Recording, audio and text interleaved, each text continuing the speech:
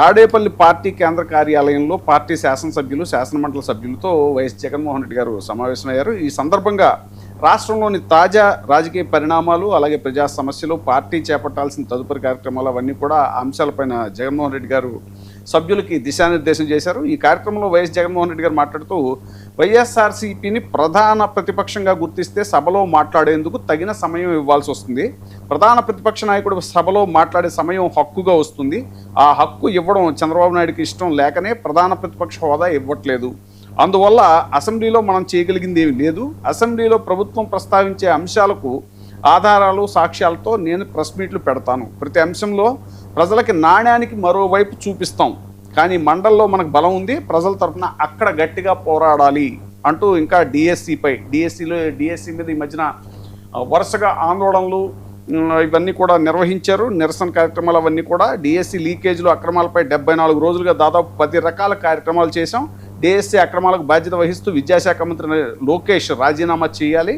డిఎస్సికి సంబంధించినటువంటి ఆధారాలు అలాగే సాక్ష్యాలన్నింటినీ కూడా ఇప్పటికే ప్రజల ముందు పెట్టాం. డిఎస్సిలో పనిచేస్తున్నటువంటి అవుట్ సోర్సింగ్ ఉద్యోగికే ఫస్ట్ ర్యాంక్ రావడం అనేటువంటి చూసాం. మెరిట్ లిస్టులు మారిన వ్యవహారాలు ఇవన్నీ బయటపడ్డాయి. సో గతంలో ఆయన చెప్పినటువంటి అంశాలు ఈ అంశం ఒకటి. ఇంకా ఫీజు రీఎంబర్స్మెంట్, వసతి దీవెన వీటి గురించి కూడా మనం అడగాలి అనేటువంటిది. 13 త్రైమాసికాలుగా ఫీజు రీఎంబర్స్మెంట్ పెండింగ్లో ఉంది. ఒక్కో త్రైమాసికానికి సుమారు 700 కోట్ల చొప్పున 9,100 కోట్లు పెండింగ్. వసతి దీవెన కింద మరో 3,300 కోట్లు pending. Fee reimbursement, Vasathi Deevena కలిపి 12,400 కోట్ల మేర చెల్లించాల్సి ఉంది. ప్రభుత్వం ఇచ్చింది కేవలం 2,900 కోట్లే. ఇంకా 9,000 కోట్లకు పైగా బకాయిలు ఉన్నాయి. సో విద్యార్థుల తరఫున ఈ అంశం మీద కూడా గట్టిగా పోరాడాలి అని జగన్మోహన్ రెడ్డి గారు ఎమ్మెల్యేలకి ఎమ్మెల్సీలకి దిశానిర్దేశం చేశారు. అలాగే ఇంకా రైతు సమస్యలు, వాటి గురించి జగన్మోహన్ రెడ్డి గారు పదే అక్కడికి వెళ్ళి రైతుల దగ్గరికి వెళ్ళి అడ్రస్ చేయడం కూడా మనం చూసాం. వాటి మీద కూడా మాట్లాడాలి అని చెప్పేసి అన్నారు. అలాగే పీపీపీ పాలసీ చూస్తే ఆంధ్రప్రదేశ్ ఫర్ సేల్ అన్నట్టుగా ఉంది. పీపీపీ ప్రాజెక్టులకు ప్రభుత్వమే వైబిలిటీ గ్యాప్ ఫండింగ్ ఇస్తుంది అంటున్నారు. ఈ అంశాల మీద కూడా మనం చర్చించాలి అనేటువంటిది. అలాగే దిశ చట్టాన్ని విత్డ్రా చేసుకుంది గవర్నమెంట్. అది చాలా మంచి చట్టం, అది దాన్ని విత్డ్రా చేసుకోవటం, దాని మీద కూడా మనం గట్టిగా పోరాడాలి అనేటువంటిది. ఇవన్నీ కూడా వీటి మీద దిశానిర్దేశం చేశారు. ఈ అంశాల మీద ఇప్పుడు మనతో చర్చించడానికి ఉన్నారు కాకుమాన్ రాజశేఖర్ గారు. సార్ నమస్కారం. సార్ సార్ వాయిస్ ఒకసారి మ్యూట్లో. హలో ఇప్పుడు ఓకే సార్. జగన్మోహన్ రెడ్డి గారు తాజాగా ఎమ్మెల్యేలకి ఎమ్మెల్సీలకి దిశానిర్దేశం చేసినటువంటి విషయం మీ దృష్టికి వచ్చే ఉంటుంది. వాటి మీద మీ స్పందన, ముఖ్యంగా అదే మనకి ప్రధాన ప్రతిపక్ష హోదా ఇస్తే కనుక హక్కుగా మనకి రావాల్సిన టైం వస్తుంది. అది ఇవ్వడం ఇష్టం లేకే చంద్రబాబు నాయుడు గారు ఇవ్వట్లేదు అనేటువంటిది ప్రధానంగా ప్రస్తావించారు. దీని మీద మీ స్పందన. Good evening sir. ఇప్పుడు ప్రతిపక్ష హోదా ఉంటే తప్పితే సభలో మాట్లాడేటువంటి పూర్తి స్థాయి అవకాశము, సమయము ఉండదు అనేటువంటిది మనం గతంలో చూసాము, ఇప్పుడు చూస్తూ ఉన్నాం. వాళ్ళు ఏమాత్రం మాట్లాడనిస్తారో, ఏమాత్రం అవకాశం ఇస్తారో అనేటువంటిది అనేక సందర్భాల్లో చూసినటువంటి విషయం. అందుకొరకే ఇప్పుడు ఏదైతే ప్రతిపక్ష హోదా ఉంటుందో మనకు ఖచ్చితమైనటువంటి చట్ట ప్రకారం మనకు రావాల్సినటువంటి సమయం వస్తుంది అనేటువంటి మాట వాస్తవం. దానికి భిన్నంగా వాళ్ళు అది ఇవ్వడానికి సిద్ధపడలేదు. మరి మళ్ళీ మరొక పక్క అసెంబ్లీకి రండి, చర్చించండి అని మాట్లాడటం జరుగుతూ ఉంది. అందుకే ఇప్పుడు కౌన్సిల్లో మరి ఏదైతే మెజారిటీ ఉందో అక్కడ మాట్లాడే అవకాశం ఉంటుందో అక్కడికి వెళ్ళి మాట్లాడడానికి పార్టీ కూడా ఒక నిర్ణయం తీసుకోవడం జరిగింది.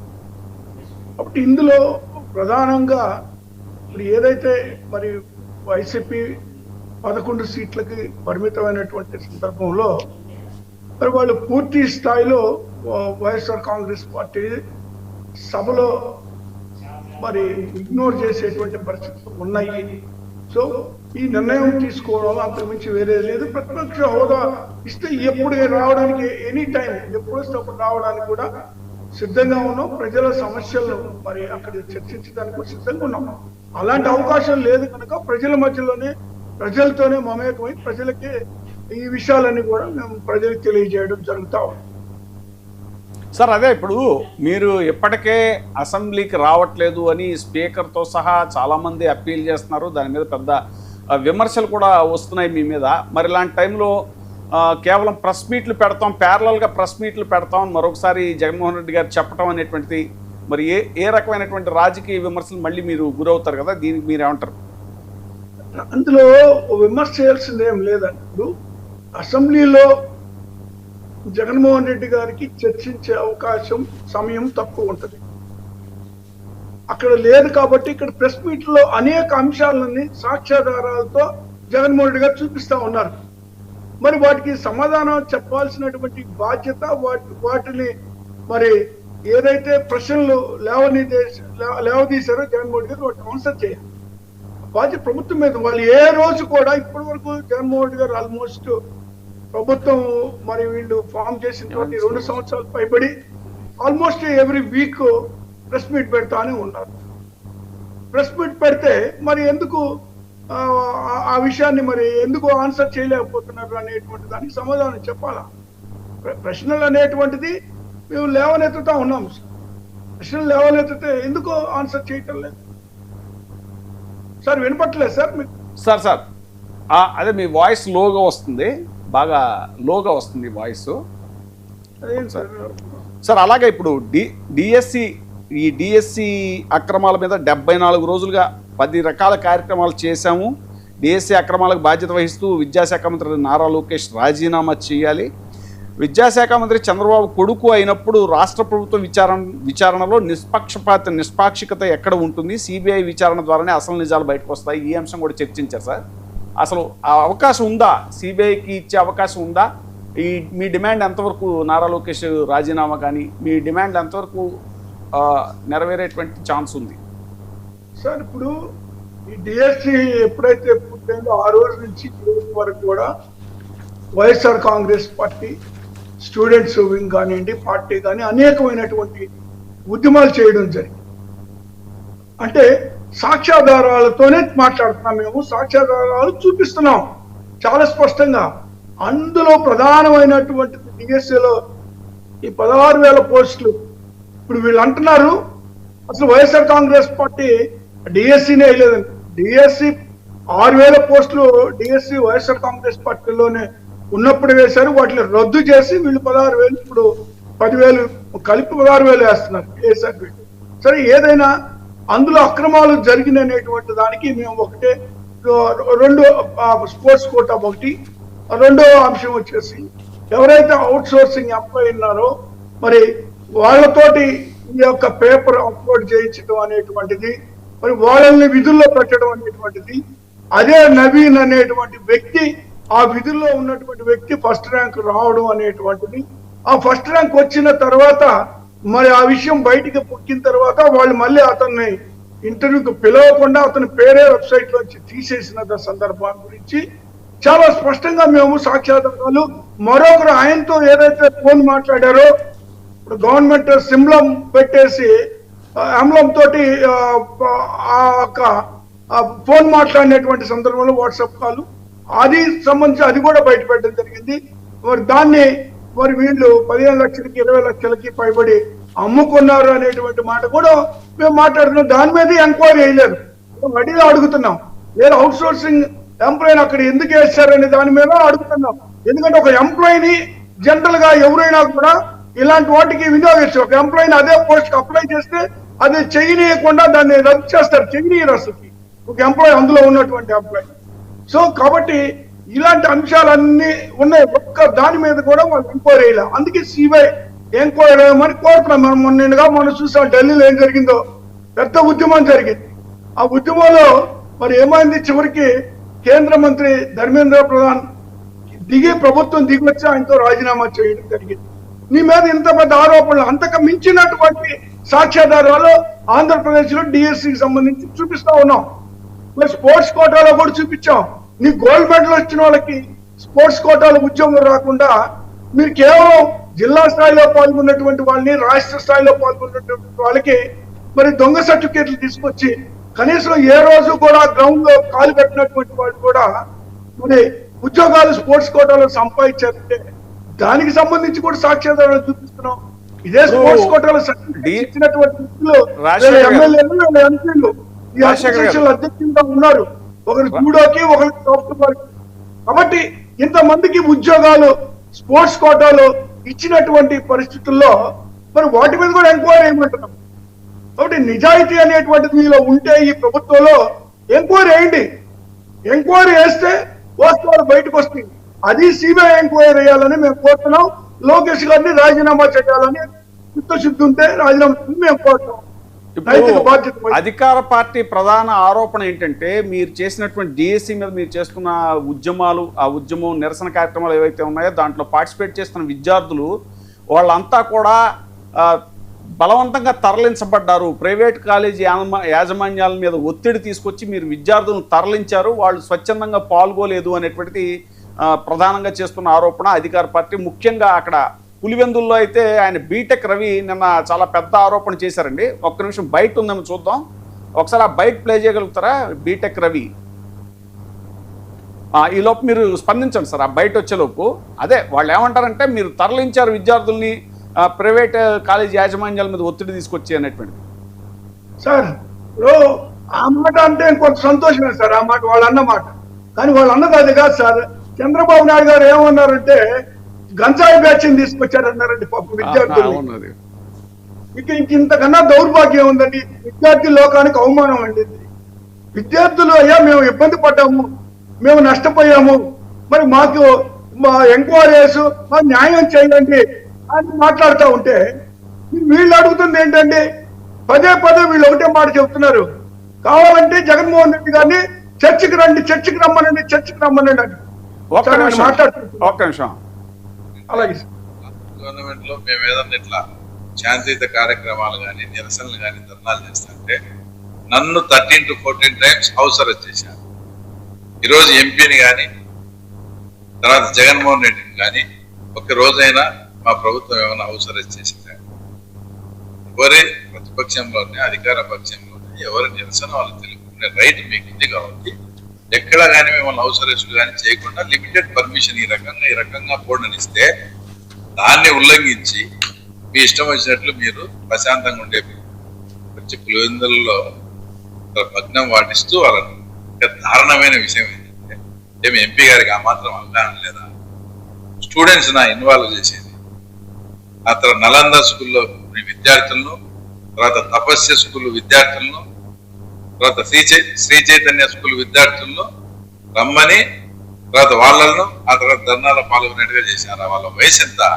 వాళ్ళు ఇంకా మేజర్ కూడా మైనర్స్ వాళ్ళంతా. వాళ్ళను కూడా ఇప్పటి నుంచే కొందరికైతే పాపం పిల్లలకు తెలియక అమాయకంగా కండువాలు కూడా వేశారు. ఇంత నీచంగా ఇంత ఘోరంగా పిల్లలను విద్యార్థుల జీవితాలను కూడా ఈ రోజు రాజకీయాల వైపు ఆ తర్వాత మళ్ళీ వాళ్ళ జీవితాలను ఏం చేయాలనుకున్నాను సార్. అదండి ధర్నా నిర్వహిస్తామంటే అంటే ఇంకో మాట ఏమన్నారు ఆయన, ప్రైవేటు కాలేజీ యాజమాన్యాల మీద కూడా ఆయన ఫైర్ అయ్యారంట. మీరు కేసులు పెట్టాలి వైసీపీ మీద, ఇలాగ విద్యార్థుల్ని పంపించమని ఒత్తిడి చేశారు అనేటువంటిది కూడా నిన్న అక్కడ జరిగిన ఇష్యూ. పెట్టిస్తారు సార్ వాళ్ళు, ఎన్ని కేసులు అయినా పెట్టిస్తారు. ఎన్ని కేసులు పెట్టినా కూడా మేము సిద్ధంగా ఉన్నాం. ఇప్పుడు నిరుద్యోగుల పట్ల విద్యార్థుల పట్ల వాళ్ళు చూపిస్తున్నటువంటి నిరంకుశ వైఖరి కానివ్వండి, వాళ్ళు చూపిస్తున్నటువంటి ఉదాసీన వైఖరి కానివ్వండి, మేము సిద్ధంగా ఉన్నాం ఎదుర్కోవడానికి, వాళ్ళకి మద్దతు ఇవ్వడానికి సిద్ధంగా ఉన్నాం. ఇప్పుడు బీటెక్ రవి గారు ఆ మాట అన్నారు కదండి, లేదా చంద్రబాబు నాయుడు గారు వాళ్ళు ఎవరు అసలు అభ్యర్థులు అనేటువంటి వాళ్ళు ఎవరు లేరు, వాళ్ళు అంతా గంజాయి బ్యాచ్ అన్నారు కదా. నేను అందుకే ఒక్క చిన్న వీడియో చూస్తా, ఒక్కటి వినండి సార్, దయచేసి వినండి సార్ ప్లీజ్.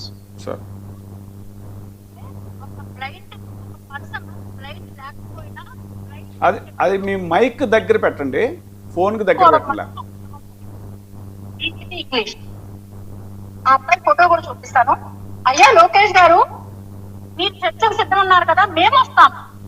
మీరు వెరిఫికేషన్ కి పిలిచినప్పుడు మేము 1:1 లో వెరిఫికేషన్ అయ్యి సక్సెస్ అయ్యి మా పేర్లు రిజెక్షన్ లో లేవు. మెడికల్ కి పిలిచారు వాళ్ళని, మీరు కరెక్ట్ గా మెడికల్ గా మీరు చేశారా? కదా, మెడికల్ లో వెరిఫికేషన్ చేశారా? చేస్తే అవి నిజంగా అయ్యిందా?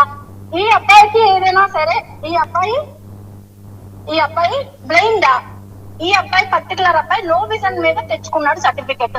నేను ఫోన్ లో మాట్లాడితే నేను లో విజన్ మీద సర్టిఫికెట్ తెచ్చుకున్నాను, దమ్ముంటే మీకైతే డాక్టర్ ఎవరైనా ఇస్తే తెచ్చుకోండి అన్నాడు. నేను మరి నష్టపోయినట్టే కదా. ఇలాంటి ఫేక్ సర్టిఫికెట్లు పెట్టుకుని, చౌడు సర్టిఫికెట్లు పెట్టుకుని, వేరే డిస్ట్రిక్ట్ వాళ్ళు పెట్టుకున్న నష్టపోయిన మాకేం చేస్తారండి? మీరు ఏం చేస్తారు మరి? వెరిఫికేషన్ పర్టికులర్ గా చేశారా? క్లియర్ గా వెరిఫికేషన్ ఉందా? మేము సెలక్షన్ లిస్ట్ పెట్టిన మరుసటి రోజే కోర్టులో కేసు వేసామంటే దాదాపు 1 year బట్టి కోర్టులో కేసులు రానివ్వకుండా చేస్తున్నారు. అంతేకాదు, మీ ఇంటికి పొద్దున్న 5 గంటలకి పక్క జిల్లాల నుంచి ఆడవాళ్ళు, మగవాళ్ళు, ఏజ్, షుగర్, బీపీ అన్ని వదిలేసి మీ ఇంటి దగ్గర కుక్కల్లా, బానిసల్లా మీ ఇంటి దగ్గరకు వచ్చి పడిగాపులు కాస్తే మీ పోలీసుల చేత మమ్మల్ని తరిమి కొట్టించారండి బార్డర్ ప్రకారం. అయ్యో మేము చాలా ఒక్కసారి అవకాశం ఇవ్వండి, మా బాధలు చెప్పుకునే అవకాశం ఇవ్వండి అంటే మీ ఇంటి దగ్గరకు వస్తే పొమ్మన్నారు, సచివాలయానికి వస్తే పొమ్మన్నారు, అదే టీడీపీ పార్టీ ఆఫీస్కి వస్తే పొమ్మన్నారు, చిన్న పిల్లలతో ఎండలో వస్తే పొమ్మన్నారండి.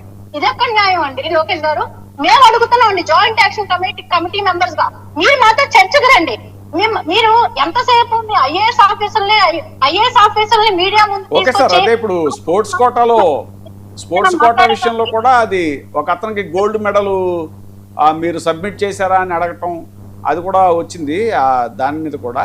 ఓకే అండి, అదే ఇలాంటివన్నీ కూడా అదే. మరి ఇప్పుడు అక్కడికి వచ్చి మాట్లాడతారా మీరు, ఇవన్నీ కూడా అసెంబ్లీకి వచ్చి మాట్లాడతారా అనేటువంటి సవాల్ ఒకటి విసురుతున్నారు వాళ్ళు. చూద్దామండి. మనతో లైవ్ లో జాయిన్ అయ్యారు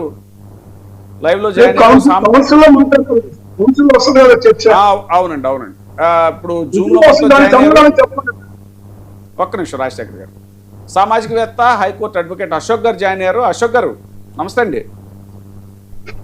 వాయిస్ ఒకసారి అన్మ్యూట్ చేయండి. అశోక్ గారు, అదే ఇప్పుడు డిఎస్సి విషయంలో పోరాడమని అంటున్నారు. ఇది మన ఎటు అసెంబ్లీలో మనకు బలం లేదు కాబట్టి ప్యారలల్గా ప్రెస్ మీట్ పెడదాం రోజు ఆధారాలతో సహా. ఇప్పటికే ఒక 74 రోజులుగా ఇది రకరకాల కార్యక్రమాలు, నిరసన ప్రదర్శనలు అవన్నీ కూడా చేశాం మనం. సో ఈ అంశం మీద గట్టిగా మనం మాట్లాడాలి మండలిలో కూడా అని చెప్పేసి ఒక డైరెక్షన్ ఇచ్చారు జగన్మోహన్ రెడ్డి గారు ఎమ్మెల్సీలకి, ఎమ్మెల్యేలు అందరికీ కూడా.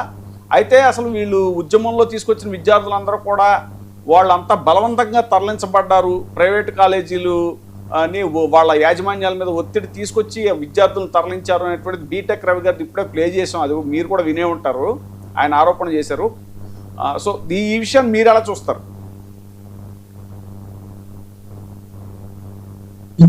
కాదు సార్, ఇప్పుడు ప్రజెంట్ ఎడ్యుకేషన్ పరిస్థితి ఎలా ఉందో మీకు మన సెంట్రల్ గవర్నమెంట్ వాళ్ళు ఒక సర్వే రిలీజ్ చేశారు.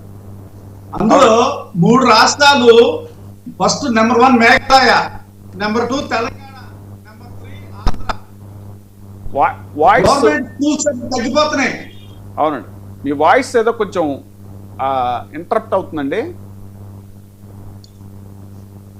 మాట్లాడు. ఇండియాలో సర్వే చేశారండి. సర్వే చేస్తే 3 రాష్ట్రాలు ముఖ్యంగా మేఘాలయ, తెలంగాణ, ఆంధ్రప్రదేశ్, ఈ 3 రాష్ట్రాల్లో మొత్తం స్కూల్ సంఖ్య తగ్గిపోయింది. విద్యార్థులు గవర్నమెంట్ స్కూల్కి వెళ్ళే విద్యార్థుల సంఖ్య కూడా కంప్లీట్ గా తగ్గిపోయింది. చూడండి, మేఘాలయలో 72,144 తగ్గిపోయింది స్కూల్స్ అండి. పాఠశాలలు తీసేశారు. ఏంటి, గవర్నమెంట్ స్కూల్స్ లో విద్యార్థులు లేక. తెలంగాణలో 1,961 మంది స్కూల్స్ తగ్గిపోయినాయి, లేవు, తీసేశారు. ఆంధ్రాలో అశోక్ గారు ఆ టాపిక్ వద్దాం. ఇది డిఎస్సి మీద విద్యార్థుల్ని తరలిస్తున్నారు. అక్కడికే వస్తున్నా, దానికి సంబంధించింది. ఇప్పుడు డిఎస్సి లో వీళ్ళేదో బాగా ఇచ్చేసామని చెప్తున్నారే, నేను ఒకటే చెప్తున్నానండి, మీరు ఏ తప్పు చేయనప్పుడు అసలు ఇప్పుడు స్కూల్స్ తగ్గించేసారు, అది వేరే విషయం. వీళ్ళు ఏంటంటే ప్రైవేట్ స్కూల్స్ కి మేలు చేయడం కోసం గవర్నమెంట్ స్కూల్స్ ని బలహీనపరుస్తున్నారు. నెంబర్ 1 అటు ఉంచితే డిఎస్సిలో కూడా ఈ రోజున అసలు ఆ పేపర్ తయారు చేసింది ఎవరు అనేది మనం డీప్కి వెళ్ళాలి. ఆ పేపర్ ఎవరు తయారు చేశారు, ఎవరి ద్వారా వచ్చింది, ఏ విధంగా ఇచ్చారు, ఇందులో ప్రైవేట్ స్కూల్ యొక్క పాత్ర చాలా ఎక్కువగా ఉంది. నేను మళ్ళీ చెప్తున్నాను, ఇవన్నీ బయటికి రావండి. ఇవన్నీ బయటికి రావాలంటే సిబిఐ ఎంక్వైరీ ఇస్తేనే వస్తాయి, లేదంటే వేరే అవకాశం లేదు. వీళ్ళు అన్ని సెక్టర్లు మేనేజ్ చేస్తారు, అన్ని ఆస్పెక్ట్లో మేనేజ్మెంట్ ఉండదు అనమాట కరెక్ట్ గా. ఇక్కడ సిబిఐ అని ఎందుకు ప్రజలు అడుగుతున్నారు అంటే, ప్రతిపక్షం అడుగుతుందంటే, మామూలు వాళ్ళు కనుక చేస్తే ఈ విషయాలు బయటికి రావు. ఫర్ ఎగ్జాంపుల్, మీరే ఇప్పుడు 1:1 పిలిచినప్పుడు 1:1 వాళ్ళకి ఉద్యోగాలు ఎలా రావండి? నాకు అర్థం కావట్లేదు. ఆ మ్యాజిక్ ఏదో చెప్పండి. మీరు కాల్ లెటర్సే 1:1 పిలిచారు, మరి పిలిచిన వాళ్ళకి లేదు కదా జాబు. మీకు దాని అర్థం ఏంటి నాకు అర్థం కాదు. మీరు సెలెక్ట్ చేసే కదా 1:1 పిలిచింది. స్పోర్ట్స్ కోటల్లో పక్కా ఫ్రాడ్. స్పోర్ట్స్ కోటలు ఎవరికి ఇస్తారండి? గోల్డ్ మెడల్ వచ్చిన వాళ్ళకి ఇవ్వరా? ప్యాకెట్ ఆడే వాళ్ళకి ఇస్తారండి. ఆ ప్యాకెట్ అనేది ఉందా దాంట్లో? మీరు కొత్తగా యాడ్ చేశారా? ఏమన్నా ముందు మీకు ఏమైనా ఇన్స్ట్రక్షన్స్ ఇచ్చారా? ప్రికాషన్స్ ఫాలో అయ్యారా? ఏమన్నా ఉన్నాయండి? అసలు ఎంత వేగ్గా ఉంది ఇప్పుడు ఈ సెలక్షన్ అనేది ఒకసారి ఆలోచించండి. విద్యాశాఖ మంత్రి గారు ఎక్కడున్నారు ఈ రోజున? ఏమైపోయారు? ఎంత భ్రష్టు పట్టిపోయిందండి విద్యాశాఖ. స్పోర్ట్స్ కోటలో వికలాంగులు హ్యాండిక్యాప్డ్ కూడా ఇవ్వలేదు సార్. వాళ్ళు కూడా ఇబ్బంది పెట్టారు, వాళ్ళు ఏడుస్తున్నారు. మీ వెనకాల తిరిగిన వాళ్ళకనో మీరు పాదయాత్ర చేస్తుంటే వాళ్ళ వెనకాల తిరిగిన వాళ్ళకి స్పోర్ట్స్ కోటలో తప్పుడు సర్టిఫికేట్లు ఇచ్చేసి ఆ సర్టిఫికేట్లు ఇష్యూ చేసిన వాళ్ళకి కూడా కాంపిటెంట్ అథారిటీ లేదు. మీరు అందుకే సిబిఐ ఎంక్వైరీ కావాలని అడిగేది జగన్మోహన్ రెడ్డి గారు. ఎందుకు సిబిఐ ఎంక్వైరీ అంటే ఈ స్పోర్ట్స్ కోటలో ఎవరికైతే ఉద్యోగాలు ఇచ్చారో ఆ స్పోర్ట్స్ కోటలో వచ్చిన సర్టిఫికేట్లే ఫేక్. అది కదా చెప్పేది. ఇప్పుడు అసలు ఆ సర్టిఫికేట్లు పార్టిసిపేషన్ చేసిన వాళ్ళకి సర్టిఫికేట్లు ఇచ్చారంట, పార్టిసిపేషన్ చేసిన వాళ్ళకే ఉద్యోగాలు ఇచ్చారంట. అంటే మెరిట్ వచ్చిన వాళ్ళకి లేదు. స్పోర్ట్స్ కోటాలో కూడా మెరిట్ వచ్చిన వాళ్ళు ఉన్నారు, మరి వాళ్ళకి ఇవ్వలేదు. ఓన్లీ పార్టిసిపేట్ చేసిన వాళ్ళకి మాత్రమే ఇచ్చారు. ఇవన్నీ డెప్త్కి వెళ్తాక లేదండి. మన మీడియాలో ఏమవుతుందంటే అన్ని ఫ్రీగా మాట్లాడుకోవటానికి ఉండదు సార్, అంత టైము ఉండదు. ఈ మీడియాలో కూడా ఏమవుతుంది, ఒక మీడియా ఒకదానికి అలాట్మెంట్ అయిపోవటం వల్ల ఏమవుతుందంటే వాస్తవాలు బయటికి రాకుండా పోతున్నాయి. ఇప్పుడు మనం ఎంత నిజం చెప్పినా కానీ మీరు పలానా వాళ్ళు సపోర్ట్ చేస్తున్నారని చెప్తారే కానీ ఇందులో వాస్తవం ఎంత అవాస్తవం ఎంత అనేది ఏమి పరిగణలో తీసుకోవట్లేదు. ఇప్పుడు మీరు ఈ స్పోర్ట్స్ కోటాలో ఇచ్చారు, అది కరెక్ట్ కాదు అని ప్రజలందరూ మొత్తుకుంటున్నారు. సిబిఐ ఎంక్వైరీ అయితే మీకు ఏంటంటే ప్రాబ్లం? వేయొచ్చు కదా. ఆ రోజున జగన్మోహన్ రెడ్డి గారు ఏదో తప్పు చేశారని చెప్పేసి అసెంబ్లీలో రాజశేఖర రెడ్డి గారిని నిలదీస్తే సిబిఐ ఎంక్వైరీ ఏమంటే ఆయనే చెప్పాడు. ఈ రోజున సీఎం గారు ఎందుకు అడగలేకపోతున్నారు? అలాగా వాళ్ళ అబ్బాయి విద్యాశాఖ మంత్రి ఫ్రాడ్ జరిగిందని చెప్తున్నాడు ఆయన, చాలా మంది చెప్తున్నారు. మరి ఇప్పుడు మీరు కూడా వాలంటీర్గా అసలు జనాలు అడిగిందా కాదండి, మీరే వాలంటీర్గా సిబిఐ ఎంక్వైరీ వేయండి అని చెప్పాలి. అది నిజాయితీ, అది క్రెడిబిలిటీ ఉండాలి ఉన్నవాడు చేసే పని. కానీ మీరు సిబిఐ భయపడిపోతే ఎలాగా? ఓకే అండి రాజశేఖర్ గారు, తర్వాత ఇంకో అంశం ఏంటంటే రైతు సమస్యల మీద కూడా మనం చాలా తీవ్రంగా మాట్లాడాలి అని ఒక డైరెక్షన్ ఇచ్చారు జగన్మోహన్ రెడ్డి గారు. రాష్ట్రంలో రైతు సమస్యలు చాలా తీవ్రంగా ఉన్నాయి. ఏ పంటకి గిట్టుబాటు ధర రావట్లేదు, పంటలు వేసుకోమని చెప్పి 40% పెట్టుబడి పెట్టిన తర్వాత నీళ్లు ఇవ్వలేమంటున్నారు. రైతులకు అండగా ఉన్న ఉచిత పంటల బీమాను కూడా ఎత్తేశారు. రైతులు తీవ్ర సంక్షోభంలో ఉన్నారు. వారి సమస్యలపై మండలిలో గట్టిగా పోరాడాలి. రైతులకు ఇన్పుట్ సబ్సిడీ ఇచ్చే విధానానికి కూడా మంగళం పాడేశారు అని ఈ అంశాల మీద కూడా చర్చించాలన్నారు. అయితే తాజాగా అచ్చెన్నాయుడు గారు ఆక్వా రైతులకి సంబంధించినటువంటి ఆ మీటింగ్లో ఆయన చెప్పింది ఏంటంటే అసలు ఆక్వా రైతులకి చేసిందే మేము అంతా కూడా అని చెప్పారండి ఆయన. తర్వాత అసలు ఖజానా ఖాళీ చేసి వెళ్ళిపోయారు, మేము దాన్ని ఇప్పుడు దానికి వెంటిలేటర్ మీద ఉన్న రాష్ట్రాన్ని ఆక్సిజన్ ఇచ్చేటువంటి ప్రయత్నం చేస్తున్నాం అని చెప్పేసి కూడా అన్నారు. ఒకసారి అచ్చెన్నాయుడు గారు బయట ఉందా ఆక్వా రైతులతో మాట్లాడిన బయట అచ్చెన్నాయుడు గారు? ఈలోపు మీరు చెప్పండి సార్, ఈలోపు చెప్పండి రాజశేఖర్ గారు. సార్ ఇప్పుడు నేను ఒక్కటి చెప్తాను సార్, ఒకవేళ ఈ ప్రభుత్వం రైతులకి మరి అన్ని వసతులు కల్పిస్తే ఉద్యమాలు ఎందుకు చేస్తారు సార్? రైతులు అసలు బయటకు ఎందుకు వస్తారు? రైతులు రోడ్డు మీదకి ఎందుకు వస్తారు? వాళ్ళకి ఏం రాజకీయాలకు సంబంధం లేదు కదా వాళ్ళకి. ఇప్పుడు రైతులు వాళ్ళ పని ఏదో వాళ్ళు తీసుకొని వాళ్ళ పంటలు ఏదో వాళ్ళు పండించుకోవడం, వాళ్ళు ఏదో మరి గిట్టుబాటు ధర కోసము ఏదైనా ఇబ్బంది కలిగినప్పుడే బయటకు వస్తారు తప్పితే వేరే విషయాలు జోక్యం చేసుకోరు కదా. ఈ రోజు రాష్ట్రంలో ఆక్వా రైతులకి ఉన్నటువంటి పరిస్థితులు మనం చూసాం. పెద్ద ఎత్తున ఉద్యమం జగన్మోహన్ గారు కూడా అక్కడికి వెళ్ళడం జరిగింది. మరొక పక్క మిర్చి రైతులు, మామిడి రైతులు, పొగాకు రైతులు ప్రకాశం జిల్లాలో కొన్ని జిల్లాల్లో ఇవన్నీ ఇప్పుడు వాళ్ళంతా కావాలని చేస్తారు సార్. ఎందుకు ఉద్యమాలు చేస్తున్నారు? రైతుల గిట్టుబాటు ధరలు రాకపోవడము, లేదా ఆక్వా రైతులకి ఆ ఫీల్డ్ ధరలు వీళ్ళు పెంచడం అంటేమి, మరి ఇలాంటి అనేకమైనటువంటి అంశాలు ఉన్నాయి కాబట్టి వాళ్ళు బయటకు వస్తున్నారు సార్. ఇప్పుడు వాళ్ళు కనీసం పెట్టినటువంటి పెట్టుబడులు కూడా రానటువంటి పరిస్థితుల్లో నష్టాల ఊబిలో కూరుకుపోయి మరి భార్య మెడలో మరి తాళ్ళు కూడా మరి తాకట్టు పెట్టి అమ్ముకునేటువంటి దుస్థితికి దిగజారిపోయినటువంటి సందర్భంలో వాళ్ళు బయటకు వస్తున్నారు. వాళ్ళు బయటకు వచ్చి వాళ్ళు ఓ మద్దతు కోరినటువంటి సందర్భంలోనే జగన్మోహన్ రెడ్డి గారు అక్కడికి వెళ్ళడం జరిగింది, అనేక ప్రాంతాలకి, ఎక్కడ ఏది జరిగినా కూడా. సో ఇప్పుడు వీళ్ళు ఏమంటారు, ఇది రాజకీయం చేస్తున్నాము అంటారు, మేము అన్ని చూస్తున్నాము అంటారు. అన్ని చూస్తే సంతోషం మాకు, మేము బయటికి రావాల్సిన అవసరం లేదు. జగన్మోహన్ రెడ్డి గారు వెళ్ళాల్సిన అవసరం లేదు, మేము మాట్లాడాల్సిన అవసరం అంతకన్నా ఉండదు. వీళ్ళు ఆ చేయడంలో విఫలమయ్యారు. రైతుల పక్షాన మేలు చేయడంలో, వాళ్ళ గిట్టుబాటు ధరలు కల్పించడంలో, లేదంటే వాళ్ళకి పెట్టుబడి సహాయం చేయడంలో విఫలమయ్యారు. కాబట్టే ఈ రోజు ఇంత ఉద్యమాలు జరుగుతున్నాయి. ఇప్పుడు గతంలో ఏమని జగన్మోహన్ రెడ్డి గారు ఉన్నప్పుడు రైతు భరోసా కేంద్రాల ద్వారా వాళ్ళకి అవసరమైనటువంటి ప్రతి అంశం కూడా అక్కడి నుంచే వాళ్ళకి అవకాశాలు లేదా అంటే వాళ్ళ అవసరాలు తీర్చేటువంటి పరిస్థితి రైతు భరోసా కేంద్రాల జరిగింది. ఈ రోజు ఎందుకు లేవు? వాటన్నిటిని ఎందుకు మూత పెట్టారు? వీళ్ళు రైతులు ఎందుకు అలా గాలికి వదిలేశారు? దానికి ప్రభుత్వం సమాధానం చెప్పాలి. ఇప్పుడు మేమేదో ఇప్పుడు రైతులకు ఏదో చేసామని చెప్తాం, అంతెందుకండి. ఇప్పుడు రాజధాని ప్రాంతంలోనే 3 పంటలు పండేటువంటి భూముల్ని బీడు భూములుగా మార్చారు. ఆడ పంటలు వేసుకున్నటువంటి రైతుల్ని బయటికి నెట్టి ఆ మైళ్ళన్నీ కూడా చూడకుండా నెట్టేసి వాళ్ళు అక్కడ బుల్డోజర్లతో తొవ్విస్తున్నటువంటి పరిస్థితులు మనం చూసామన్నా. రైతులకి వీళ్ళు చేసేటువంటి సహాయం ఇదేనా, లేదా రైతుల పక్షాన వీళ్ళు వ్యవహరించేటువంటి తీరు ఇదేనా అని నేను ఈ ప్రభుత్వాన్ని అడుగుతున్నాను సార్. తర్వాత అండి పీపీపీ పాలసీ కూడా ఆంధ్రప్రదేశ్ ఫర్ సేల్ అన్నట్టుగా ఉందని జగన్మోహన్ రెడ్డి గారు అన్నారు. పీపీపీ ప్రాజెక్టులకు ప్రభుత్వమే వైబిలిటీ గ్యాప్ ఫండింగ్ ఇస్తుంది అంటున్నారు. ప్రైవేట్ సంస్థ తీసుకునే రుణాలకు వడ్డీ కూడా ప్రభుత్వమే చెల్లిస్తుంది అంటున్నారు. రాయితీలు కూడా ప్రభుత్వం ఇవ్వాలి, ఆ తర్వాత ప్రజల నుంచి యూజర్ ఛార్జీలు వసూలు చేసుకోవచ్చు అంటున్నారు. ప్రైవేటుకు అన్ని రాయితీలు ఇచ్చి చివరికి ప్రజలపైనే బాదుడు. తాగునీరు సరే, వీటి మీద ఈ పీపీపీ పరిధిలోకి తాగునీరు, స్కూళ్ళు, ఆసుపత్రులు, ప్రజాసేవలన్నీ కూడా తీసుకొస్తామంటున్నారు. ఈ విషయం మీద కూడా మనం గట్టిగా పోరాడాలని చెప్పారండి జగన్మోహన్ రెడ్డి గారు. అయితే తాజాగా చంద్రబాబు నాయుడు గారు ఇప్పుడు మీరు చూస్తున్న విజువల్ ఇది ఆర్థిక పరిస్థితి మీద శ్వేతపత్రం విడుదల చేసే కార్యక్రమంలో ఆయన మాట్లాడుతూ కూడా ఇది పీపీపీ మోడల్లో అన్నీ చేయాలి అంటూ మళ్ళీ చెప్పారు. అలాగే ఉద్యోగుల జీతభత్యాలు కూడా ఇది వైసీపీ విపరీతంగా పెంచేసింది, 110% పెంచింది. మేము దాన్ని 95%కి తీసుకొస్తున్నాము, అది చాలా భారం అయిపోతుంది. స్టేట్ రెవెన్యూలో 80-90% ఉద్యోగుల జీతభత్యాలకే పోతున్నాయని ఆయన అంటే దాని మీద ఉద్యోగ సంఘాల నాయకులు కూడా రెస్పాండ్ అవ్వడం జరిగింది. ఈ అంశాల మీద అంటే మీరే నాశనం చేశారు ఆ ప్రభుత్వాన్ని అనేలాగా మొన్న మాట్లాడారు ఆయన.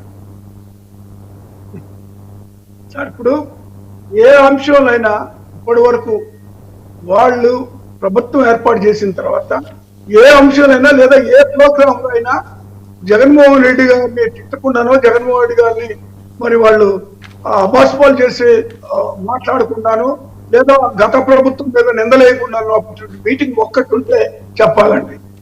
ప్రతి మీటింగ్ లో ఏదో ఒక అంశం ఇప్పుడు వాళ్ళు చేస్తున్నటువంటి తప్పులు కూడా మా నెత్తిని రుద్దేటువంటి ప్రయత్నం వాళ్ళు చేస్తా ఉన్నారు. ఎందుకంటే ఇప్పుడు ఆయన పీపీపీ మోడల్ తీసుకొచ్చారు. ఇప్పుడు వాళ్ళకి అన్ని ఇప్పుడు ఇవి మెడికల్ కాలేజెస్ ఇవ్వాలని పెట్టారు సార్. 17 మెడికల్ కాలేజీలు జగన్మోహన్ రెడ్డి గారు మరి తీసుకొచ్చి మరి వాటిని దాదాపుగా 8 కాలేజెస్ పూర్తి చేయడము, మరికొన్ని 5 కాలేజీలు జరుగుతూ ఉంటాం, పూర్తిగా వస్తూ ఉన్న పరిస్థితులు ఉన్నాయి. మరి వాటిని తీసుకెళ్లేసి మరి ప్రైవేట్ సంస్థలకి అప్పచెప్పేసి వాళ్ళకి జీతాలు కూడా ప్రభుత్వం ఇస్తారు. ఏది ఉద్యోగస్తులకి వీళ్ళు ఇచ్చినటువంటి ఆ మెడికల్ కాలేజీ జీతాలు ఇచ్చి వాళ్ళకి అన్ని ఇన్సెంటివ్స్ మొత్తం ఇచ్చి కూడా వీళ్ళు మళ్ళీ ఇప్పుడు ప్రజల దగ్గర డబ్బులు వసూలు చేస్తారు. ఇప్పుడు వీళ్ళు చేసేటువంటి సార్ ప్రతి మేలు కూడా వాళ్ళ కాంట్రాక్టర్లకి, వాళ్ళ అనుయాయులకి ఇచ్చేటువంటి ప్రతి కాంట్రాక్టుల్లో ప్రభుత్వానికి జరిగే ప్రతి నష్టం కూడా ప్రజల మీద పడతా ఉంది. మళ్ళీ తిరిగి ప్రజలే చెల్లించాల. కాబట్టి వీళ్ళు భూములు ఇష్టారాజ్యంగా వాళ్ళ అనుచరులకు ఇచ్చేసుకొని ఇష్టారాజ్యంగా మరి వ్యాపారాలు పెట్టుకుంటున్నారు. వ్యాపారాలు అనేటువంటి అప్పం మీద ఎన్ని అవకాశాలు ఉన్నాయో ఇన్సెంటివ్స్ మొత్తం వాళ్ళకి ఇచ్చేస్తూ ఇంకా ప్రభుత్వానికి ఏం చేస్తా ఉన్నారు. ఇప్పుడు జరిగేటువంటి నష్టం మొత్తం కూడా ఎవరు పే చేయాలి? అది తిప్పి ప్రజల మీద మొత్తం. అందుకే మేము వద్దన్నాం మెడికల్ కాలేజెస్ విషయంలో కూడా జగన్మోహన్ గారు గట్టిగా నిలబడింది. అందుకే పేదవాడికి వైద్యం అందించాలి అనేటువంటి మరి సదుద్దేశంతో ఈ మెడికల్ కాలేజ్ కానీ మెడికల్ హాస్పిటల్స్ దానికి అటాచ్డ్ గా ఆటోమేటిక్ గా ఆ హాస్పిటల్స్ లో పేదవాడికి ఏదైనా వైద్యం అందుతుంది అనేటువంటి ఆలోచన ఆయన చేస్తే వీళ్ళు ప్రైవేట్ సంస్థలకు ఇచ్చి అది ఒక వ్యాపార సంస్థలాగా మార్చేసినటువంటి పరిస్థితులు ఉన్నాయి. వ్యాపార సంస్థ ఇప్పుడు వీళ్ళు ఇచ్చారు సార్ లూలు మాల్ కానీ వీటికి ఒకటని కాదు కదా, ఇవ్వండి ఎవరికి అన్ని ఎవరు అప్లికేషన్ పెడితే వాళ్ళకి ఇవ్వడం, అందులో వీళ్ళు వాటాలు పెట్టుకోవడం. సో వీళ్ళు ఇష్టం వచ్చినట్టుగా ఈవెన్ విజయవాడ లాంటి పట్టణంలో అనాదిగా ఉన్నటువంటి ఆ ఆర్టీసీ డిపోను కూడా తీసుకెళ్లేసి ప్రైవేట్ సంస్థలకి దానికి సిద్ధపడ్డారంటే, అంటే ఉన్నటువంటి వీళ్ళు ఉండేది 5 సంవత్సరాలు సార్. వీళ్ళు ఓన్లీ కస్టోడియన్స్ తప్పితే ఓనర్స్ కాదు కదా, దీనికి వీళ్ళేం పర్మనెంట్గా ఉండేది కాదు కదా సార్. వీళ్ళు ఎవరైనా అధికారులు వచ్చిన తర్వాత 5 సంవత్సరాలు ఉంటారు. ఈ 5 సంవత్సరాలు ప్రజలు ఆస్తుల్ని కాపాడాల్సినటువంటి పరిస్థితుల నుంచి వాటిని ఇష్టరాజ్యంగా అమ్మకాలకి పెట్టో లేదంటే ఇష్టరాజ్యంగా లీజులకి ఇచ్చేసి వాళ్ళు వెళ్ళిపోతే దాని బాధ్యత ఎవరు వహించాలో రాబోయేటువంటి ప్రభుత్వం ఏ విధంగా దాన్ని మళ్ళీ రన్ చేయాల్సిన పరిస్థితులు ఉంటాయి, లేదంటే ఏ విధంగా మళ్ళీ ఆ రీపేమెంట్స్ ఎలా కట్టాలా ఈ జరిగిన నష్టానికి. కాబట్టి వీటన్నిటిని కూడా నేను ఒకటే చెప్తున్నాను సార్, ఈ ప్రభుత్వం ఏదైతే నిర్ణయాలు తీసుకుంటుందో, ఏదో పీపీపీ మోడ్ లో కానీ ఇతర మోడ్స్ లో కానీ ఇవ్వడం, ఈ ల్యాండ్స్ ఇవ్వడం కానీ ఇవన్నీ జరుగుతూ ఉన్నాయో వీటిని రద్దు చేసుకోవాలి. గతంలో ఏ విధంగా ఉందో ప్రభుత్వమే నిర్వహించాలి కదా ఏదైనా. ఇప్పుడు ఎందుకు ప్రభుత్వం నిర్వహించేది? ప్రభుత్వం నిర్వహిస్తే సామాన్యులకి పేదలకి అందుబాటులో ఉంటుంది. ప్రైవేట్ ఇప్పుడు ఆర్టీసీ ఎందుకంటే ప్రభుత్వం నిర్వహించేది, ఆర్టీసీ ఎందుకు ఎక్కుతారు ప్రజలు? ప్రైవేట్ బస్సులు ఎక్కితే డబుల్ ఛార్జెస్ ఉంటాయి, అదే గవర్నమెంట్ దాంట్లో ఆర్టీసీ ఎక్కితే మరి ఛార్జెస్ రీజనబుల్ గా ఉంటాయి. అలాంటి దాన్ని తీసుకెళ్లేసి మరి వాళ్ళు ఇష్టరాజ్యంగా వాళ్ళు అమ్మకాలకి పెట్టుకొని వాళ్ళు ఇష్టం వచ్చినట్టుగా వ్యవహరిస్తున్నారు. అది మంచి పద్ధతి కాదని నేను చెప్తున్నాను. అశోక్ గారు, ప్రధానంగా మీరు చెప్పాల్సింది, జగన్మోహన్ రెడ్డి గారు వేళ రేజ్ చేసిన పాయింట్ దిశ చట్టాన్ని విత్డ్రా చేసుకున్నారు అనేటువంటిది. ఒక హైకోర్టు అడ్వకేట్గా మీరు చెప్పాలి. ఇది చాలా దేశంలోనే అప్పుడు ఒక సంచలనం సృష్టించినటువంటి చట్టం ఇది. దాని మీద చాలా పోలీస్ స్టేషన్, దిశ పోలీస్ స్టేషన్, ఈ వివరాలన్నీ మీకు పూర్తిగా తెలిసి ఉంటాయి.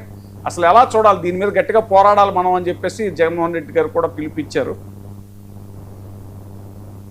సార్, మీరు ఇప్పుడు రాజమండ్రిలో జరిగిన ఇన్సిడెంట్ మనం గమనించాం. ఒక మెడికల్ విద్యార్థిని ఒక వ్యక్తి, అత్యంత పలుకుబడి ఉన్న వ్యక్తి గుద్ది తన కారుతో 3 సార్లు గుద్ది తన సాగు కారణమయ్యాడు మనం గమనించాం.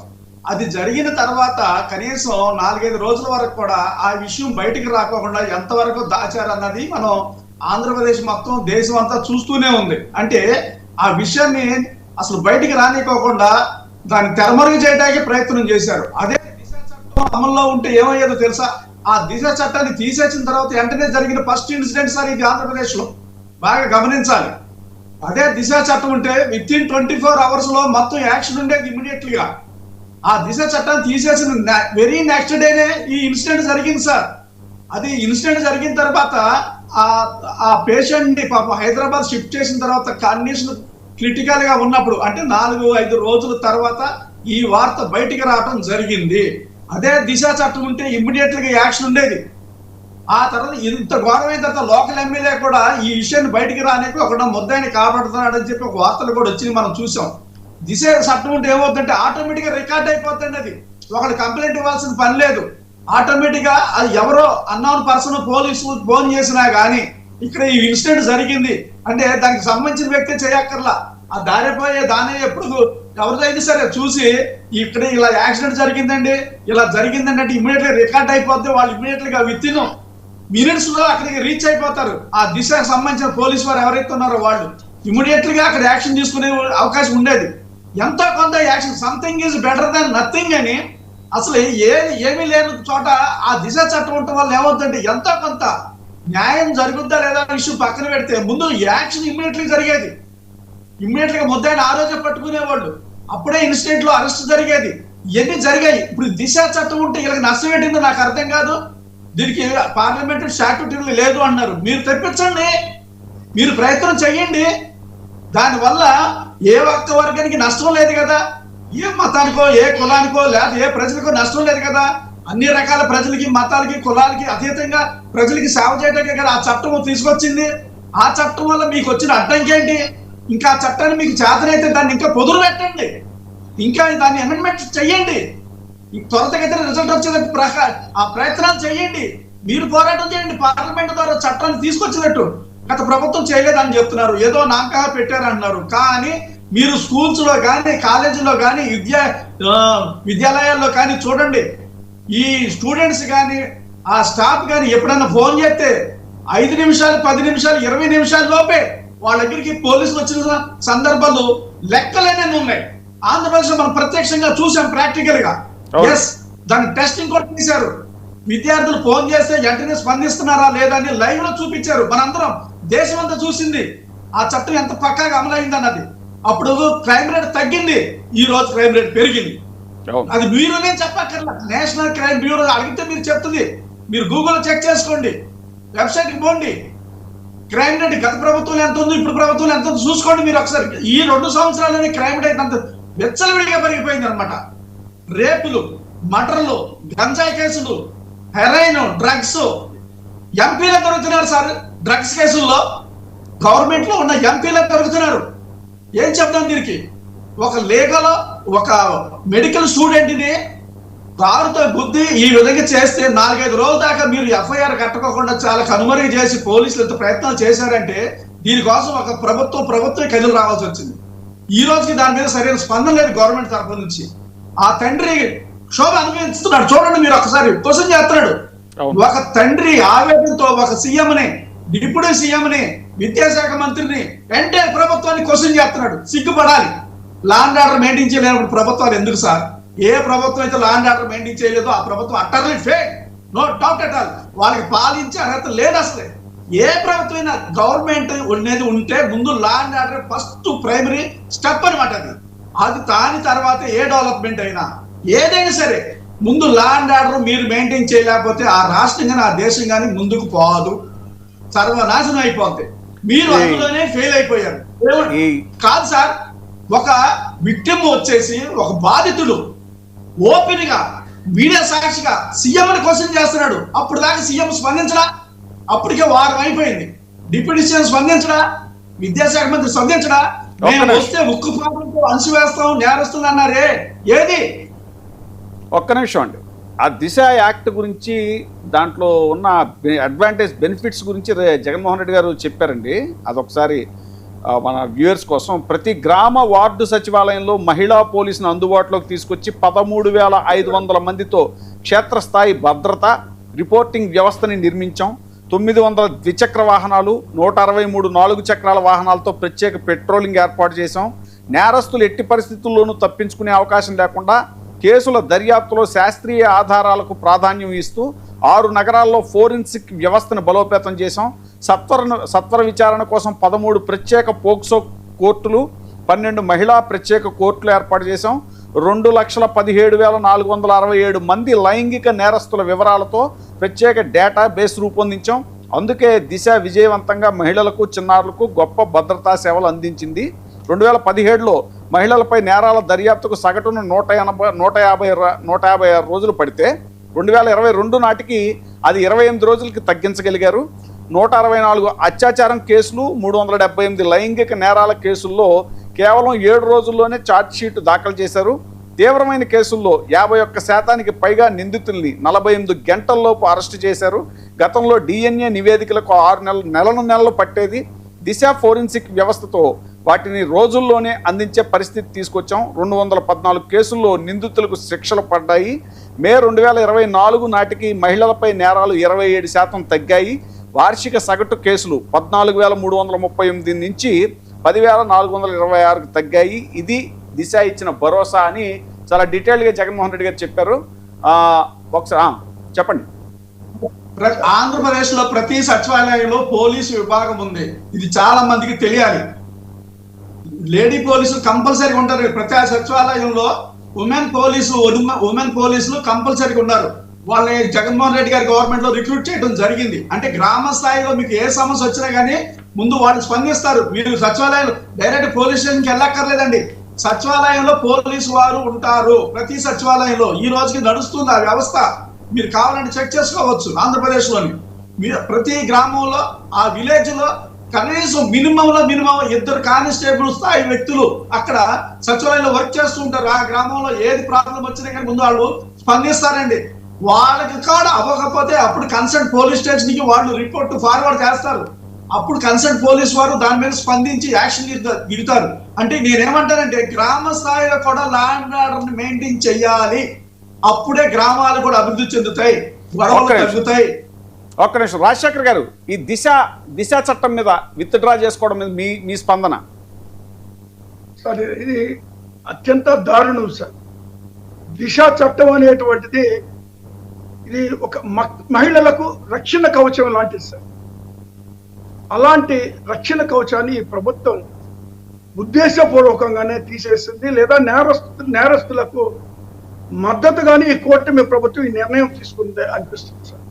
21 రోజుల్లోనే శిక్ష పడేటువంటి ఈ దిశ చట్టం అనేటువంటిది ఒక్కసారి ఫోన్ పట్టుకొని 3 సార్లు అలా కుదిరితే పోలీసు వ్యవస్థ ఇమ్మీడియట్ గా అటెండ్ అయ్యేటువంటి ఆ వ్యవస్థని మరి అదేవిధంగా ఫాస్ట్ ట్రాక్ కోర్టులు పెట్టి లేదా సచివాలయాల్లో మహిళా పోలీసులు పెట్టి ఇమ్మీడియట్ గా ఆ కేసుల్ని మరి సాల్వ్ చేసేటువంటి పరిస్థితులు, ఎవరైతే మరి నేరస్తులు ఉన్నారో వాళ్ళకి శిక్ష పడేటువంటి విధంగా చర్యలు తీసుకునేటువంటి అవకాశం ఉన్నటువంటి ఆ యొక్క దిశా చట్టాన్ని మరి ఎందుకు రద్దు చేశారో, మహిళల పట్ల వాళ్ళకు ఉన్నటువంటి చిత్తశుద్ధి ఏందో అర్థం కానిటువంటి పరిస్థితులు, అత్యంత దారుణమైనటువంటి పరిస్థితులు ఆంధ్రప్రదేశ్లో ఉంది సార్. మనం ఒక సంఘటన 2 సంఘటనలు ఇటీవల గతంలో జరిగినాయి మనం పక్కన పెడితే, గుంటూరులో ఒక మహిళని చూస్తే నడి రోడ్డు మీద వ్యవస్థలను చేసి కొట్టినటువంటి పరిస్థితులు ఇటీవల కాలంలో జరిగింది సార్. అత్యంత దారుణంగా మరి పబ్లిక్ అందరు చూస్తుండగానే మహిళని వ్యవస్థలను చేసి కొట్టినటువంటి పరిస్థితులు ఉన్నాయి సార్. ఇదే కూటమి తెలుగుదేశం పార్టీ ఉన్నాయి. అది అలా ఉంచితే అది మన రాజమండ్రిలో జరిగినటువంటి సంఘటన చూడండి, అది ఒక మెడికల్ స్టూడెంట్ మరి అది కూడా అత్యంత దారుణంగా సార్. మెడికల్ స్టూడెంట్ కి మరి ఏ విధంగా ఆ కారు పెట్టి 1కి 3 సార్లు గుద్దటం జరిగింది. మరి అందరూ చూస్తుండగానే జరిగింది. CCTV ఫుటేజ్ లో చాలా స్పష్టంగా కనబడుతూ ఉంది ఆ ఇన్సిడెంట్ అనేటువంటిది. అది మరి డాక్టర్ ప్రియాంక ఆవిడ పరిస్థితి చూస్తే మరి దానికి ఆ కేసు అంత కళ్ళ కట్టినట్టుగా కనపడుతున్నటువంటి కేసును కూడా మాయం చేయాలని ఈ ప్రభుత్వం 20 లక్షలు వెలగట్టి ఆ కేసు లేకుండా చేసుకోవాలనేటువంటి ప్రయత్నం వీళ్ళు కూడా చేయడము. మరొక పక్క చూస్తే మరి స్థానిక ఎమ్మెల్యే నేరస్తుల్ని షెల్టర్ ఇచ్చినటువంటి పరిస్థితులు ఉన్నాయనేటువంటి మాట కూడా వినపడతా ఉంది. మరి ఆ కేసుకు సంబంధించి అన్ని సాక్ష్యాధారాలు చూపించినా కూడా మరి అక్కడ ఉన్నటువంటి డిఎస్పీ అప్పటికప్పుడు మరి ప్రెస్ మీట్ పెట్టేసి అది ఒక చిన్న యాక్సిడెంట్ గా ఆయన మొదట మాట్లాడటం జరిగింది. ఆ తర్వాత మరి పోలీసు సంబంధించినటువంటి ఒక ఎమ్మెల్యే కూడా ప్రెస్ మీట్ లో హిట్ అండ్ రన్ కేసుగా మాట్లాడటం జరిగింది. అంటే ఎంత ఈజీగా తీసుకున్నారండి, ఎంత ఈజీగా మరి ఒక విద్యార్థిని ప్రాణాలని మరి పోగొట్టినటువంటి వ్యక్తుల మీద చర్యలు తీసుకోకుండా ఎంత ఈజీగా వాళ్ళు మాట్లాడి హిట్ అండ్ రన్ కేసు కింద తీసుకొని వాళ్ళు మాట్లాడటం జరిగింది. ఇన్సిడెంట్ జరిగింది 3వ తారీఖు జరిగింది సార్. ఆ మాల్ దగ్గర బయటకు వచ్చిన సందర్భంలో 3వ తారీఖు జరిగింది. 6వ తారీఖు వరకు ఈ ప్రభుత్వం స్పందించడం, చంద్రబాబు నాయుడు గారు స్పందించలేదు, లోకేష్ గారు స్పందించలేదు, లేదా పవన్ కళ్యాణ్ గారు స్పందించలేదు, డిప్యూటీ సీఎం గా హోమ్ మినిస్టర్ గారు స్పందించలేదు. వీళ్ళెవరు స్పందించలేదని ఆ ప్రియాంక యొక్క తండ్రి మరి మీడియాకు వచ్చేసి మాట్లాడి, ఎక్కడికి వెళ్ళారయ్యా మీరు, మా రక్షణ లేకుండా పోయింది, మా అమ్మాయిని పనిచేశారని ఆయన గగ్గోలు పెట్టి ఆయన మాట్లాడినటువంటి సందర్భంలో మరి వీళ్ళు ఎక్కడికి వెళ్ళారని ఆయన నిలదీసి అడిగాడు. ఆయన ఎప్పుడైతే అడిగాడో అడిగిన తర్వాత 3వ తారీఖు జరిగితే 6వ తారీఖు వీళ్ళందరూ కూడా మరి కండోలెన్స్ చెప్పడాలు, ప్రెస్ మీట్లు పెట్టాలు, చర్యలు తీసుకోవాలంటాం, వాళ్ళని ఆదుకుంటానంటాం, ఇవన్నీ కూడా ఏంది? ఈ 3 రోజులు ఏం జరిగింది? ఈ 3 రోజులు ఎందుకు మరి నిందితుల్ని రక్షణ కల్పించారు వీళ్ళు? అందుకే మేము ఆ నిందితుల వెనకాల ఉన్నటువంటి వ్యక్తుల మీద కూడా చర్యలు తీసుకోవాలా? అసలు ఇది ఎందుకు చంపవలసి వచ్చింది? ఒక పథకం ప్రకారం కావాలని చంపినట్టుగా స్పష్టంగా కనపడుతుంది. So that is not at all accident. Accident అయితే ఒకసారి తగిలితే ఆగిపోతాం, కానీ విజువల్స్ లో స్పష్టంగా 3 సార్లు మరి పలుకొని గుద్దినట్టుగా కనబడతా ఉంది. కాబట్టి దాని మీద కూడా సిబిఐ ఎంక్వైరీ చేయాలని కూడా మేము కోరుతున్నాం. మీరు ఈ ఇష్యూని రైజ్ చేస్తుంటే వాళ్ళు ఏమంటున్నారంటే, మరి సీదిరి అప్పలరాజు గారి విషయంలో వాళ్ళ అబ్బాయి చేసింది అది మాత్రం కాదా కేసు, దాని విషయంలో మీరు అది కేవలం యాక్సిడెంట్ అన్నట్టుగా మాట్లాడతారు, దీన్ని మాత్రం ఇష్యూ చేస్తున్నారు అనేటువంటిది కూడా ఒక ఆరోపణ చేస్తున్నారు సార్. ఇప్పుడు వాళ్ళు ఒక ఆరోపణ చేశారు, ఇప్పుడు మా సిద్దిరి అప్పలరాజు గారు, ఇప్పుడు సిద్దిరి అప్పలరాజు గారు అనేక మంది ప్రాణాలు కాపాడిన బతికించినటువంటి డాక్టర్ గారు ఆయన. అనేక సందర్భాల్లో ఆయన సేవలు అందరికీ తెలుసు. సరే, వాళ్ళ కొడుకు అది యాక్సిడెంట్ అనేటువంటిది కూడా అందరికీ తెలుసు. అది దాన్ని ఇప్పుడు ఆయన కొడుకు యాక్సిడెంట్ చేశాడని అప్పటికప్పుడు ఆయన మీద చర్యలు తీసుకుంటే, ఇదే తెలుగుదేశం పార్టీ ఎమ్మెల్యే కొడుకు యాక్సిడెంట్ చేసిన సందర్భం కూడా అదే జిల్లాలో ఉంది కదా, దాని మీద ఎందుకు చర్యలు తీసుకోలేదు? ఎందుకు ఎమ్మెల్యేని అరెస్ట్ చేయలేదు? లేదా యాక్సిడెంట్ చేసినటువంటి వ్యక్తి మీద చర్యలు ఎందుకు తీసుకోలేదు? సరే, ఏది ఏమైనా చట్టం మీద నమ్మకం ఉంది సార్ మాకు. ఖచ్చితంగా ఆ చట్టం కూడా వాస్తవాలు బయటకు వస్తాయి.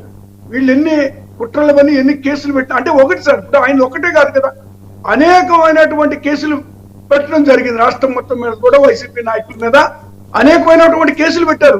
చట్టం మీద నమ్మకం ఉంది. ఖచ్చితంగా చట్టాలు మేము పోరాడతాము. మరి ఖచ్చితంగా మాకు న్యాయం జరుగుతుందని మేము భావిస్తున్నాం సార్. ఓకే, వాళ్ళ ఎలాంటి నిజమే కాదు కదా సార్. చెప్పండి. ఇక ఫైనల్ గా ఏమన్నారంటే, ఆయన 2000 సంవత్సరంలో స్విస్ మంత్రి పాస్కల్ ఉమ్మడి ఆంధ్రప్రదేశ్కు వచ్చిన సందర్భాన్ని గుర్తు చేశారు. అప్పుడు 2000 గుర్తు చేశారు వైఎస్ జగన్. విజన్ 2020 పేరుతో అప్పట్లో చంద్రబాబు చెప్పినవన్నీ వైట్ లైస్ అని ఆయన స్విస్ మంత్రి పాస్కల్ విమర్శించినట్టుగా చెప్పారు. చంద్రబాబు లాంటి మాటలు, చంద్రబాబు నాయుడు గారు చెప్పే మాటలు తమ దేశంలో చెప్తే జైల్లోనో మానసిక ఆసుపత్రుల్లోనే పెడతారు అని అప్పటి స్విస్ మంత్రి వ్యాఖ్యానించారు అనేటువంటి విషయం కూడా చెప్పారు. ఆ కామెంట్ చేస్తూ ఇంకా చెప్పింది ఏంటంటే, జూనియర్ డాక్టర్ల సమ్మె, దాని మీద కూడా చర్చించారు. రాష్ట్రంలో ఉద్యోగులు సహా ఏ వర్గం సంతృప్తిగా లేదు.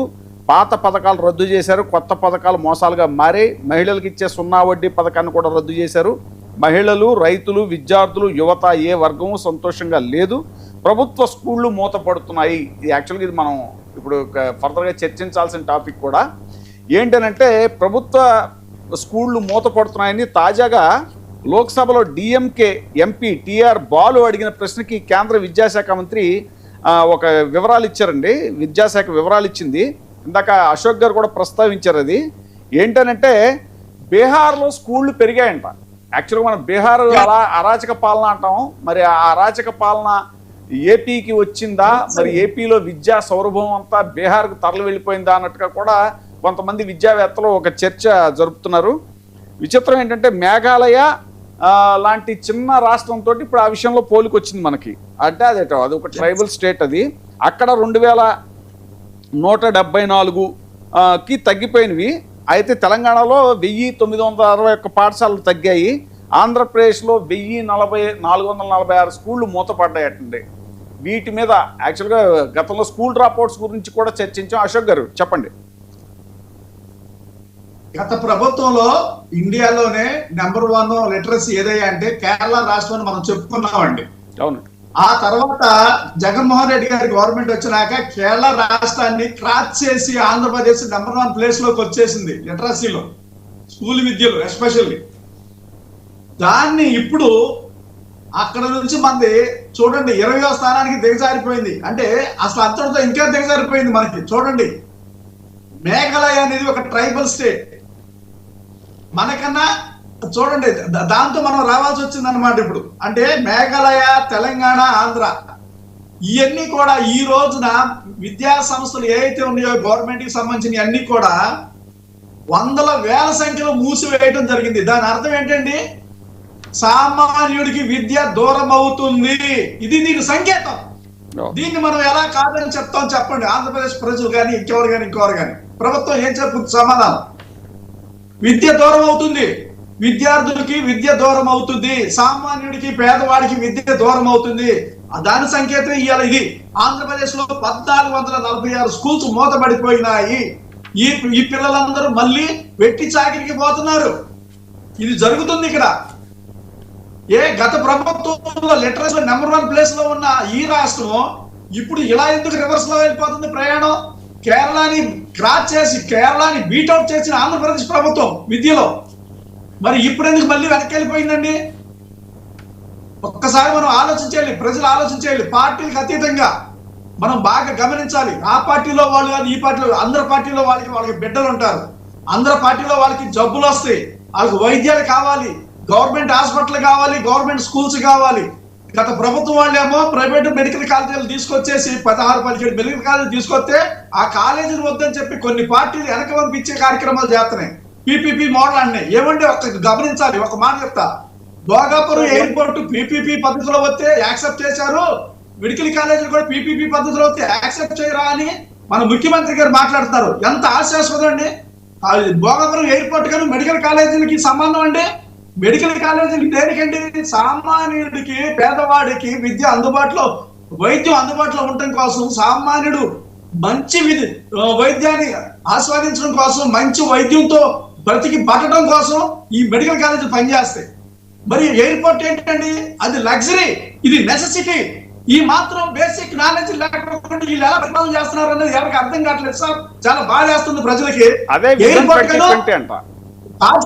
ఒక ఎయిర్పోర్ట్ గాను ఒక విద్యాలయానికి అంటే మెడికల్ కాలేజీలకి ఈక్వాలిటీ చూపిస్తారా? ఇది రాజశేఖర్ గారు సార్ ముందుగా మాట్లాడారు చంద్రబాబు నాయుడు విజన్ 2020 తర్వాత ఇటీవల కాలంలో విజన్ 47 ఏదో చెప్పారు కదండి.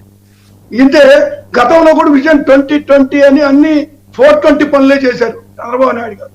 ఆయన ఏదో విజన్ 2020 అంటే అప్పుడు ఏదో చేస్తారని ఊహిస్తే జరిగిందంతా 420 పనులే. ఇప్పుడు జరుగుతున్నటువంటి కార్యక్రమాలు కూడా అదే. ఇప్పుడు విద్యా వ్యవస్థ ఎందుకు ఈ విధంగా భ్రష్టు పట్టిందో వాళ్ళు సమాధానం చెప్పాలి. వీడి విషయం ఏంటో చెప్పాల్సిన పరిస్థితి ఉంది. ఎందుకంటే ఈ రోజు నాడు విద్యార్థులే కదా రేపు భావి భారత పౌరులు, వాళ్ళు తీర్చిదిద్దాల్సినటువంటి ఈ ప్రభుత్వాలు ఈ విధంగా వాళ్ళకి నష్టం కలిగేటువంటిది కార్యక్రమాలు చేపడుతున్నారు. గతంలో చూస్తే సార్ వాళ్ళకి ఇంగ్లీష్ మీడియం పెట్టడం అయితే జగన్మోహన్ రెడ్డి గారు, CBSE అయితేమి, IB అయితేమి, ట్యాబ్లు ఇవ్వటం అయితేమి, ఇప్పుడు అనేకమైనటువంటి విద్యా సంస్కరణలు తీసుకొచ్చి చేస్తే వీళ్ళు చేస్తున్న పని ఏంటంటే ఇప్పుడు వీళ్ళు అధికారంలోకి వచ్చిన కేవలం ఈ 2 సంవత్సరాల లోపల 778 ప్రభుత్వ స్కూల్స్ మూతపడిపోతే 194 ఎయిడెడ్ స్కూల్స్ మూతపడ్డటువంటి స్కూల్స్.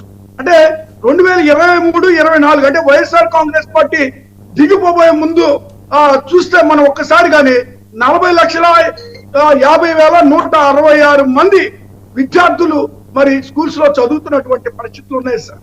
మరి అలాంటి దగ్గర నుంచి ఒక్కసారిగా మీరు మళ్ళీ వీళ్ళు 25-26కి వచ్చేటప్పటికి 34,93,000కి ఎందుకు దిగిపోయింది? దాదాపు 5,86,000 దగ్గర 6 లక్షలు మరి ఎందుకు విద్యార్థులు డ్రాప్ అవుట్స్ ఉన్నారు అనేటువంటి దానికి కూడా సమాధానం చెప్పాల్సినటువంటి అయితే. అంటే వీళ్ళు ఒక పిల్లలకి ఇవ్వాల్సినటువంటి ఏదైతే వసతులు ఉన్నాయో పిల్లలకి గతంలో ఏంటి వాళ్ళ స్కూల్ బుక్స్ దగ్గర నుంచి, బ్యాగ్స్ దగ్గర నుంచి, షూస్ దగ్గర నుంచి, బెల్ట్ దగ్గర నుంచి, బట్టల దగ్గర నుంచి వాళ్ళకి అన్ని వసతులు కూడా ప్రభుత్వం కల్పించి మరి మిడ్ డే మీల్స్ పెట్టడం దగ్గర నుంచి అన్ని వసతులు కల్పించింది.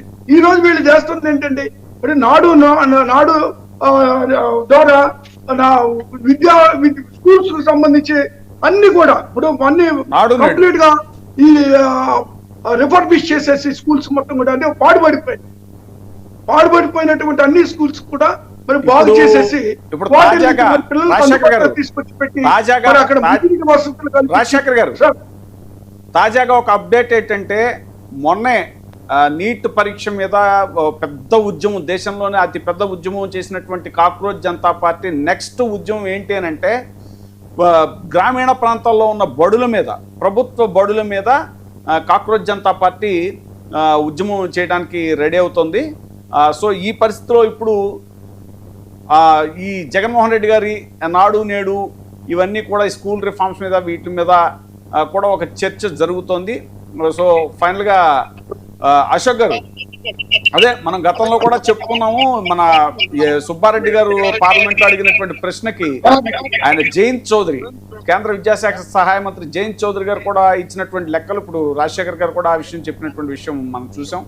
ఫైనల్గా కంక్లూడ్ చేయండి సార్.